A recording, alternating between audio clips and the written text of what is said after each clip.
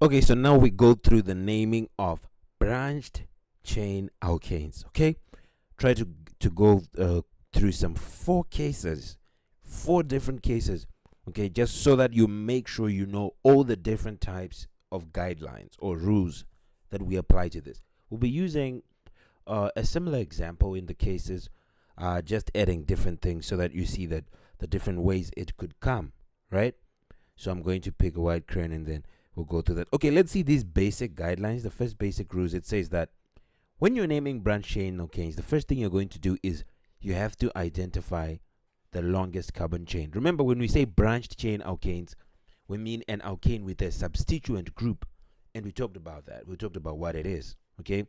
Now, what you're going to do is you're going to identify the longest continuous carbon chain, or your parent chain, or your root chain, or your main chain. Okay. You're going to identify it. Okay. Finding the longest continuous. We saw how to find the continuous carbon chain. When you find the longest, next thing you're going to do is you're going to number your carbons, okay, in that parent chain, and then you'll be able to name it. Now, when you're numbering your carbons, you have to know this third guideline, which says you must also find the number on the branching substituent. And how you do this is this: when you are numbering, you must locate the attachment point. Attachment point means the point that your substituent or your first substituent group is at. Okay, so you're going to see which substituent group is closest to an end. Okay, and you're going to start numbering from that end, the end that is nearest, okay, the closest end to your first branching point or to your substituent group. If your group is closer to the right ending side, then you start numbering from there. You don't always start from the left. No, you start numbering from the number that is closest to your substituent group, because your substituent group should receive the lowest possible number, okay, for their position. Or the word we say locants, the lowest possible locants, or the lowest possible number. Okay, we're going to be adding more and more things. There's the fifth example that I'm going to show you, but not in this video. Okay, about this numbering of substituent groups. Well, let's go through these cases. Case 1, we're going to go through an example and we're going to see how it goes. Case 1 is when we have only one substituent, and our substituent is going to be an alkyl group. Okay, it's going to be an alkyl group. So let's see how it goes. Let's say we have something like this. We could say CH3 CH2 and put another CH2. Then it goes down to say CH. This one comes to be a CH2, and it comes to be a CH3, continues to be a CH2, and then CH2, and then CH3. Okay, or should we say one more CH2 and then CH3, like that. Now, we want to go through the naming of this guy. We'll do also some examples using the bond line formula. In here, we are using the condensed structural formula. Okay. Wow. Now, what would we do? We want to find the longest continuous carbon chain. So what we're going to do is we come where to see the carbon that is connected to 3 carbons rather. The carbon that is connected to 3 carbons is definitely where the branching is happening. So if I come here, I can come to this carbon, right? Okay, so I'm going to see, I have to see on the right hand side, do I have on my right hand side, this right hand side to it, do I have how many carbons do I have, and then upwards how many do I have, and then on my left how many do I have? And I'm going to take the combination that gives me the most. And I'm going to see that above here, this highest chain, the one that is above, has 3 carbons. Okay, so this one has 3. This one has 2. Okay, the lower one has 2. And then this one on the left has 1, 2, 3, 4. So definitely I'm going to take this 3 and these 4. And I'm going to leave the one with 2 because I must get the longest. So I would come to that central one and I can decide from this. So I'm going to say this is going to be my longest. Okay, you don't have to circle like this. If you do, you can do it with a pencil and then remove. So this is my longest. Okay, Now, I've seen my longest carbon chain. Next thing is I want to number my carbons, right? Okay. I mean, I can already tell the name from here because I can count to say, okay, how many carbons do I have? 1, 2, 3, 4, whatever. I can count them. But I want to number them as I count. So when I'm numbering them, remember, I'm starting from the side that is closest to my side group. Because now I've put the chain in green, that means this one is my side group. The one I didn't circle. It's now my side group. Is it closer to this CH3 or is it closer to this one? Well, I'll definitely see that it's closer to this one on the left, right? It's closer here. So that is where I'm going to start my numbering. So I'm going to say that this is going to be carbon number 1. Okay, I can number with a pencil. Carbon number 1. This is going to be carbon number 2. This is going to be carbon number 3. This is going to be carbon number 4. 5. I number according to my chain. Number 6, number 7, and number 8. So I see I have 8 carbons. I know that this is going to be an octane. Okay, it's going to be octane because remember that the parent name comes from the longest continuous carbon chain. Okay, and then that's oct, right? And then the last part, the ane, comes from its group. This is an alkane, so it's going to end with ane, so it'll be octane. Right now, what is it that I'm going to do now? From there, I'm now going to see what number is on my substituent group, and I can see that looking at the number where it branches from, I can see that it is connected to carbon number 4. Okay, from that is the carbon it is branching from. It's branching from carbon number 4. So when I write my alkyl group, I'll start with a 4. So it's going to be 4. What is the alkyl group here? We've looked at alkyl groups. Well, remember alkyl groups are meth. You just remove the ane and you put io. Okay, from the names that we learned in straight chain alkanes, we had methane, ethane, whatever. So here it'll be meth, eth. So now it will be methyl, ethyl for 2. This is for 1 carbon as a side group. This is a side group that has 2 carbons. Then propyl is a side group that has 3 carbons. Then butyl is a side group that has 4 carbons. So here our side group has 2 carbons, so it's going to be ethyl, right? So when we put the name, if we were to put the name of this guy, we would say this is 4-ethyl octane. So I'm going to do it like this. The name would be ethyl octane is one name. Please, it's not, you write it together. It's one name. So it's ethyl octane and it's 4-ethyl octane. This is the name of this compound, right? That is how you do it when you have one substituent group. Please, you can't start numbering from the right to say 1, 2, 3. In this case, sometimes you start numbering from the right, but in this case, remember, you always start numbering from the side that is closest to your substituent group. Okay, I hope you've seen what happens here. Let's go to the next example and let's see what would change in this situation if I were to now have 2 different substituents. Okay, and now this one, we're going to have 2 different substituents and we'll try them on the same position and we'll try them on different positions. Okay, now what are the rules that we must know? What are the guidelines? What is adding now? Concept, it says there must always be as many numbers in the name as there are substituents. So if you have 2 substituents, you must put 2 numbers. Why should you do that?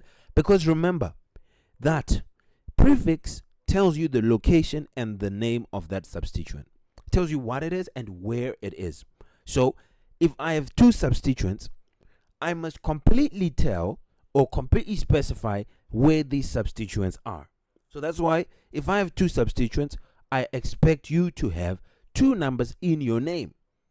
If you have 2 substituents and these 2 substituents are different, whether they are on the same carbon or whether they are on different carbons, put the numbers down also. Okay, and you're going to see that every single time that you have 2 substituents, even when the substituents are identical, you see what we're going to do. We're going to put these numbers. We always put our numbers. So now let's go again. So the numbers in the name must be as many as the substituent. You should never have a substituent without a number, or use the same number for 2 substituents. No.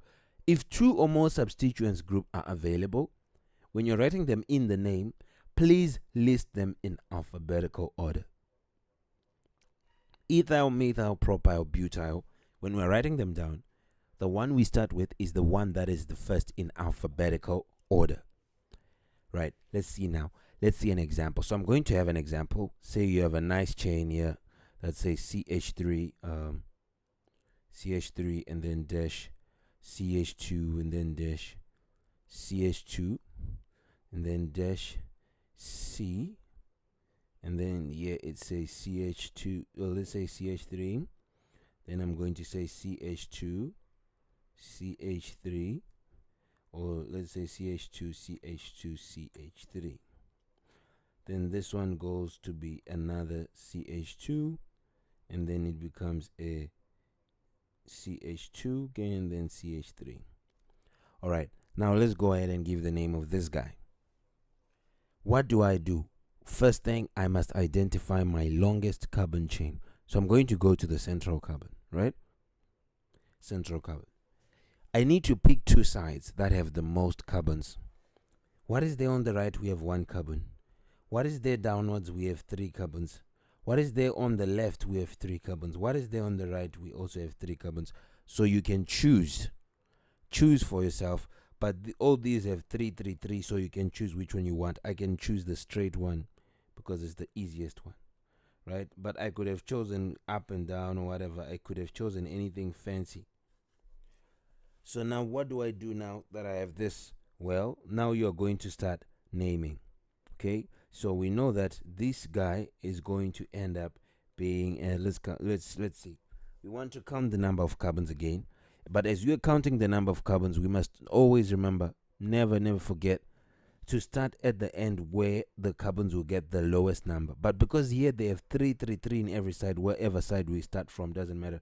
I'm going to start from the left. So this is 1, this is carbon 2, this is carbon 3, at the center is carbon 4, this is carbon 5, carbon 6, and carbon 7. Now what are we going to do? We are going to write the name. What is the name of something that has 7 carbons? It is definitely called heptane. It's an alkane. Okay, it's an alkane and it has 7 carbons, so we call it heptane. Now, what are we going to do? We put our substituent groups. We find out where they are at. They're at position 4. Okay. So what are we going to do? I'm going to say at position 4, I have a prefix called, this one up here is methyl because it has only 1 carbon. So this is a methyl. So I have 4 methyl. And down here, this one has 3 carbons and it's still connected to 4. So it'll be 4 propyl because it has 3 carbons, right? So if I'm to put the name, I would say 4. What comes first, M or P? Definitely M. So it'll be 4 methyl, like this. It'll be 4 methyl dash 4 ethyl. 4 methyl dash 4 ethyl, then heptane. Okay, 4 methyl, 4 ethyl, heptane. This is what we do when we have them, even if they're on the same position, like here what you're seeing. Even if I put them on different positions, you're going to see with more examples what would happen in all those cases, right? But here it'll be alphabetical order, and when we put in alphabetical order, then we know the name will be 4 methyl, 4 ethyl. Number 31, let's see the next page. Sorry, case 3 is now 2 identical substituent groups. In the last case, we did different substituent groups, but here they were on the same position, okay? And we put their names down and we put them in alphabetical order, the names in alphabetical order, okay? So this is not ethyl, my gosh. This is 4 methyl, then 4 propyl, okay? 4 propyl, then heptane. Okay, now let's go on to the next one. It's going to be 2 identical. So 2 identical substitution groups, or substituent groups rather. What do I now do? The concept is you have to use commas to separate your numbers, but you're still going to put the numbers, but you're only going to write the name once. Okay, you're not going to write 2 different names like what we did there, writing the same name. No, but you're going to put the numbers because there are always as many numbers as you have substituent groups, and you're going to use commas to separate your numbers. Now, okay, I'm going to use commas to separate your numbers, but how would I write 2 different names in one? How would I write 2 different names in one? This is what you use. you're going to use something called numeric prefixes. What are numeric prefixes? These are the numbers, these are the words you're going to see appearing before if you have more than one prefix in one place. So what does it do? It is used to indicate the number of identical substituent groups attached to the main carbon chain in organic compounds. Used to indicate the what? Number of identical substituent groups. So if you want to know how many identical substituent groups, look at the numeric prefix. What is the numeric prefix list like? What is the numeric prefix list like? Let's go through the list. Well, we start with mono is 1, okay, and you don't really need to write it, okay. Then when it's 2, you say di. When it's 3, you say tri. And when it's 4, you say penta. Okay, so you just have to know di, tri, and penta. After this, okay, after doing this, then the next ones that come all the way to number 10 are the first part of the names, right? The first part of the polygon names. Okay, so because here this was 2, this was 3, this was 4. So now we're going through again the same process, the same part of the pentagon name, the polygon names.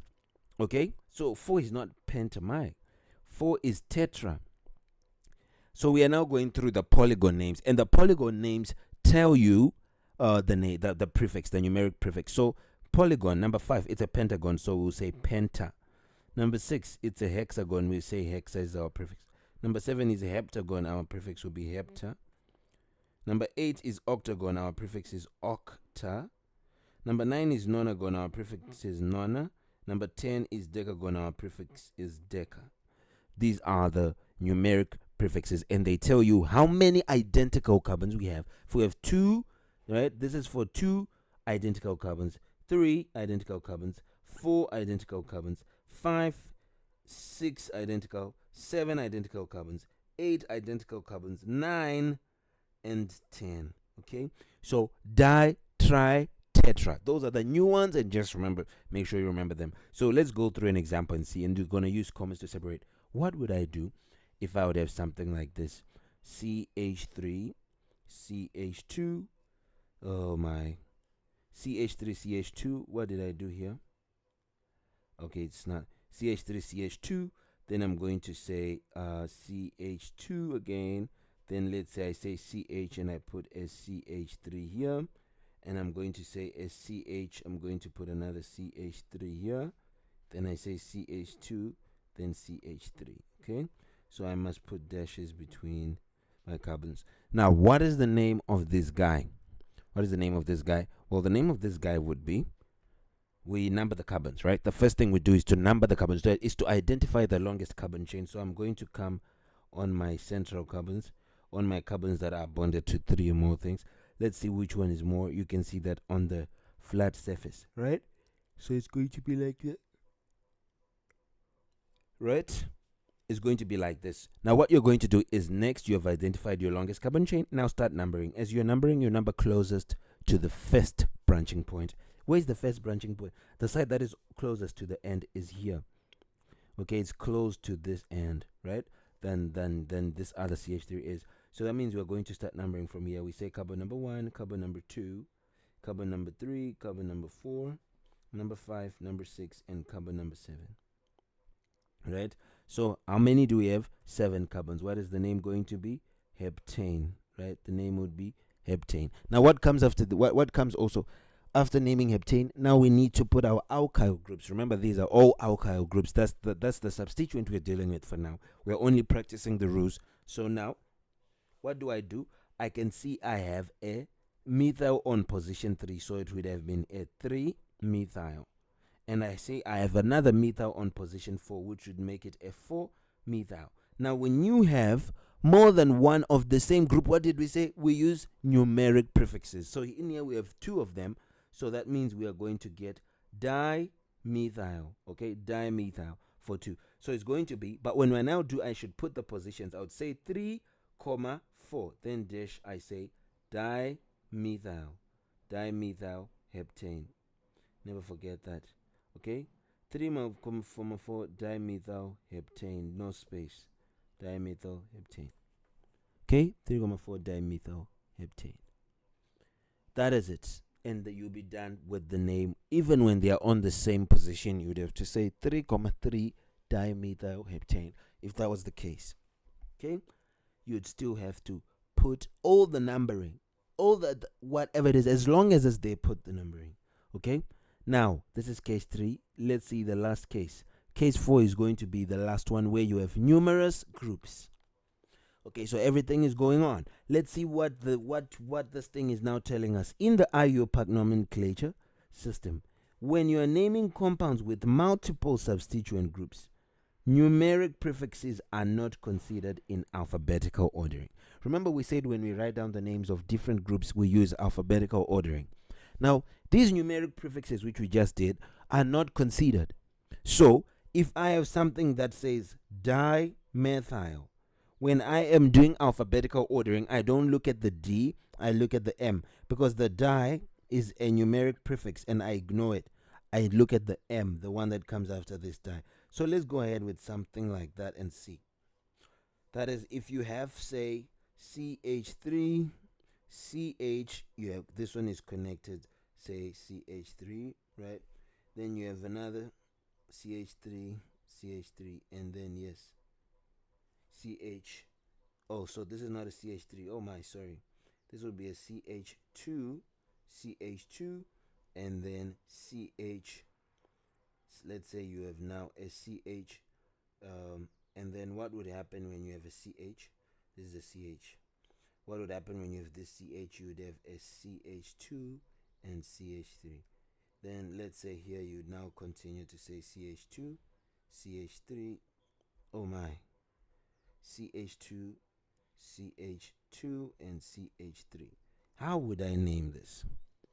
What is the name of this thing? Well, the name of this thing is going to be, I'm going to first find my longest carbon chain, and look at this. My longest carbon chain is obviously going to be the one on the ground. Okay, it's obvious. Now, what do I do next? I count the number of carbons. From where? From your first branching point. Where's my first branching point? The point closest to an end is this one. So that's where I'm counting from. 1, 2, 3, 4, 5, 6, 7, and 8. Right?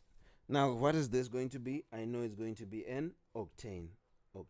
Now I need to start numbering my groups. On position 2, I have a methyl. So it's going to be 2 methyl. Right? On position 4, I have another methyl, which is going to be 4 methyl. And on position 5, I have an ethyl, so it's going to be 5 ethyl. Now, what I'm going to do is, in the name, I'm going to put every single number, and then I'm going to put down the things by alphabetical ordering. So, what do I do when I want to write the names? Because here I have 2 of the same group, I combine them, they will become dimethyl. But it will now be 2,4 dimethyl, right? So it's going to be 2,4 dimethyl. Okay, 2.4 dimethyl. Now what is this? This is 5 ethyl. So in here it doesn't change. It is still 5 ethyl. Now when we're putting the name, we do alphabetical order. What comes first? We don't look at the D. You can say what comes first, D or E, and say, oh, D comes first, and write dimethyl, then ethyl. You get it wrong. You look at the M. The prefix is not considered. So we look at the M. What comes first, E or M? It's E. So it's going to be 5 ethyl. Okay.